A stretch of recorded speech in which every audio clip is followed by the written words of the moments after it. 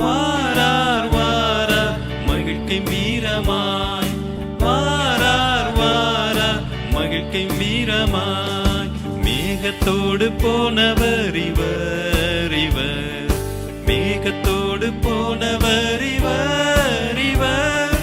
திரும்பவும் 10,000 பரிசுத்தர் சூழ்ந்திட. இவைகள் அன்றைக்கு அந்த கலாச்சாரத்தில் இருந்த பழக்க வழக்கம். ஏன் நாம அதை கடைபிடிக்காம இருக்கிறோம்? சொல்லுகிறார், பரிசுத்த மொத்தத்தோட அதை செய்யுங்க. அதே போல அந்த பிளட் இருக்கு பாத்தீங்களா, அதை டெஸ்ட்டும் பண்ணாங்க.